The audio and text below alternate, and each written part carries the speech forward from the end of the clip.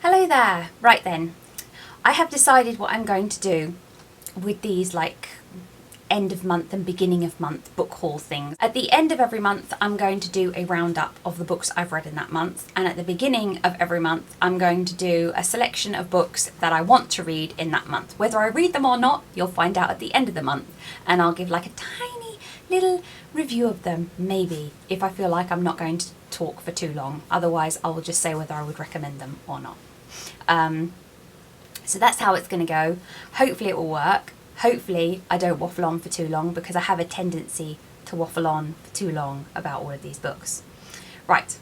In January, I have read exactly 6 ebooks and 6 physical books. Whoa. I'm going to start with the ebooks, and I'm not going to put up the nice little pictures in film because I can't. My editing software is too old. So all the ebooks will be in the thumbnail, and of course I'll have links to buy the books in the description below, because I always do, because I want you to buy these books even if I don't love them, because you might love them. Anyway, the first 2 that I read, they're the 2 that I couldn't get in the bookshop, and I was pissed off about it, so I had to buy them in ebook form, and that's Pretty Is by Maggie Mitchell and Her Second Life by Faye Bird. Now, Her Second Life is the first one that I read out of these 2, and it's basically about a girl who's born and knows that she lived before, and it's just how one day she sees someone from her first life and remembers that she did something terrible in it. I'm not going to give a lot away because there's a lot of interesting sort of twists and ins and outs to this book, but I will say it is a tremendously well written book, and I would highly recommend it. It's a great little mystery. I really enjoyed it.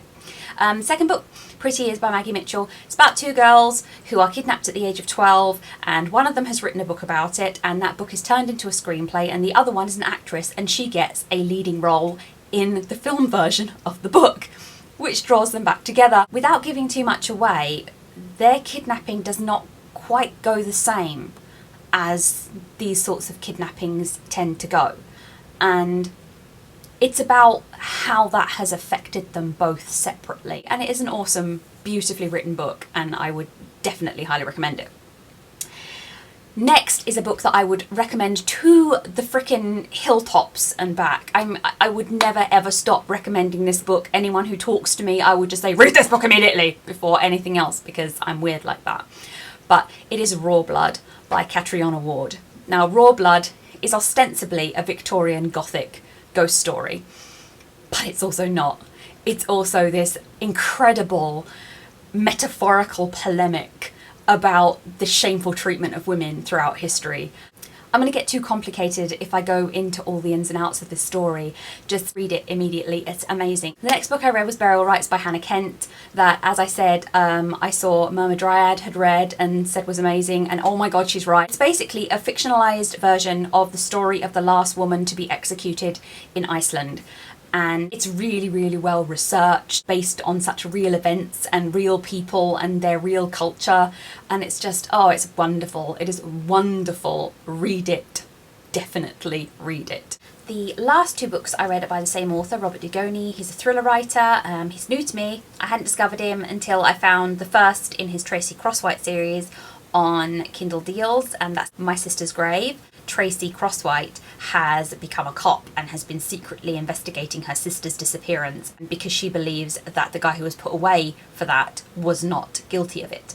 And it's basically what happens when her sister's body is discovered, and she gets to go back to her hometown and find out exactly what happened. One of those small town conspiracy things, and you think you know what's going on but you don't, and she thinks she knows what's going on but she doesn't, and yeah, it's very tense and very cool. And Tracy Crosswhite is a great character. She's a well-rounded character who just happens to be a woman, so thumbs up Robert Dugoni on that.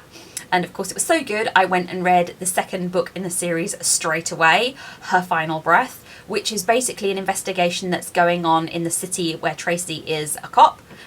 She's a homicide detective, and there's a series of sort of serial killer homicides, and she's placed in charge of that case in her final breath, and it's what happens sort of in the solving of that case. It's another great, tense, well-written thriller. Tracy carries on developing magnificently through it, and I already have the 3rd book in the Tracy Crosswhite series pre-ordered. That's coming out in March, and I will be reading it when it comes out. So that's my 6 ebooks that I've read.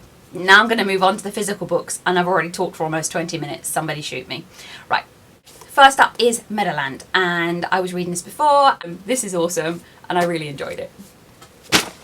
Secondly, In a Dark, Dark Wood by Ruth Ware, which I showed in my Christmas haul. This is kind of like a mystery thriller, I think. Mystery thriller, maybe?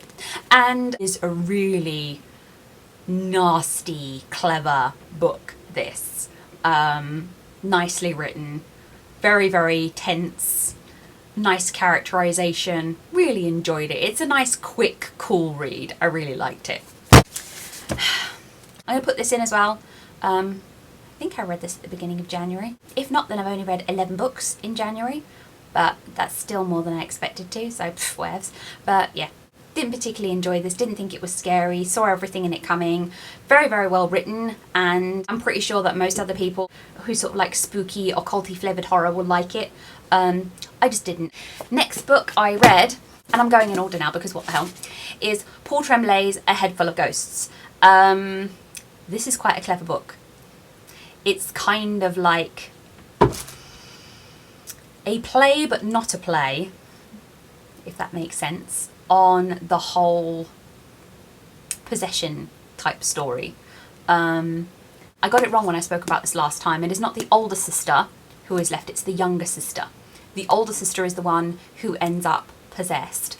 Is she possessed or isn't she? This is a big question, and I do believe that the answer is yes, she is, and no, she isn't. Both answers are true. Not that scary. Made my stomach go a bit in places because this kind of stuff always does. But yeah, excellent book, and I would highly recommend it. Wait for the paperback or the ebook. I would just recommend that to save yourself money because it's quite a short book. Yeah. Next book I'm going to talk about is Archivist Wasp by Nicole Corner-Stace. This is another book in kind of like the vein of Raw Blood and Burial Rites. They're all about how women are treated, and this deals with it in a cross-genre setting. It's a dystopic post-apocalyptic world where baby girls are taken and trained up in order to fight for the position of archivist, and they are tended and trained by the archivist priest. He abuses his power, fortunately not in a sexual fashion, but certainly in a physically and emotionally and psychologically abusive fashion. The current archivist is Archivist Wasp, and she encounters a ghost who can talk, which is a very rare thing, and he leads her down into the ghost world to find his ex-partner. He's like from the time before the apocalypse, and he's trying to atone for something, and in the course of her helping him, she finds out about her past and the reality of the archivists, and it is awesome, and I would highly recommend it. I haven't read a bad book this month. Honestly, I haven't. Right, final book. This one is a doozy. This is Animal Money by Michael Cisco. How to explain this book? This is basically, to bring it down to its simplest level, it's about the insanity of our political and economical systems. It's just this huge deconstruction in a kind of surrealist, absurdist universe of all that is bonkers and stupid about humanity. It is just wonderful, and as you would expect from a novel like this, which has so much in it, the story weaves to and fro. The point is not which bits are real and which bits aren't, and there is no definitive ending to it. It simply ends with a load of questions about your reading experience. Not in relation to this book, just in relation to a book that might be this book. And I found it interesting. I read an interview with Michael Cisco when I first picked this book up before I read it, and he said he was interested in confusion. And yeah, I can see why he's interested in confusion, and I can see how well he uses it. And this is an extraordinary book. It is a very big book, and there is a lot to chew over in it. But if you are even remotely interested in very, very complex, clever, absurdist fiction that really delves deep into some super freaking interesting ideas, I would highly recommend that you pick this up. The interweaving narratives and the different directions they go in are just so clever and so wonderful, and there are huge sections of this where I was just like sitting there reading it with this massive grin plastered over my face. It just made me so happy reading this book, how clever it is and how wonderfully language is used. And oh, I cannot recommend it highly enough. If you love books, if you love language, if you love ideas, you will adore this book. That's that. That's all I'm saying, because I'm already at 34 minutes and I've got to edit this beast down to something usable. Anyway, that was my January review roundup. I hope you saw something in there that you might like to read. My next book video is going to be in February. That's crazy. But that's going to be the books that I intend to read in February. So hopefully you'll tune in for that. Thank you for watching today. Bye bye.